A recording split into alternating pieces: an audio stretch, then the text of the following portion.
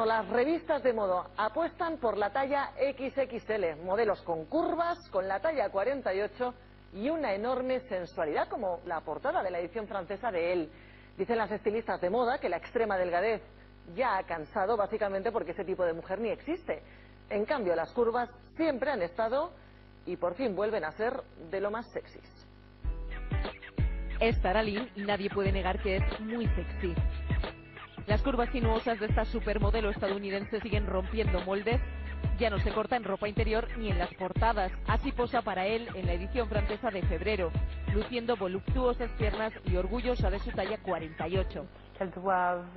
Una chica gordita no tiene por qué vestir solo de negro. Puede ponerse cualquier cosa que le haga sentir guapa.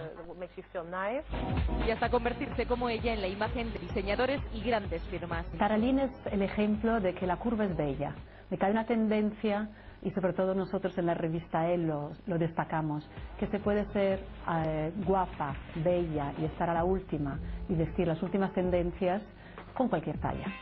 Todavía cuesta verlas en las pasarelas invadidas por modelos esqueléticas, pero han dejado de ser una anécdota entre la élite de la moda. La gran novedad está en que nunca ha salido en público, nunca ha salido en una pasarela, ahora ya están saliendo.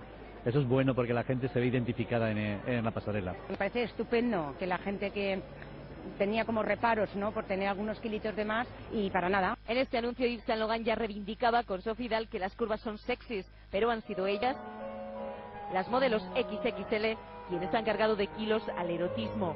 Aquí 3 de las más cotizadas comparten sesión para la portada Vogue Italia. Cada vez más la moda se rinde ante los michelines. La gente está cansada del prototipo de persona súper delgada que realmente no existe, de ahí que personas como Adele, Tara Lynn o otras un poquito más rellenitas pues estén triunfando. Adele es la última mujer con curvas que triunfa en la música y ante las cámaras. Así de espectacular la retrata la edición británica de Vogue. Ella será la portada de marzo. Sensual, bella y sin complejos.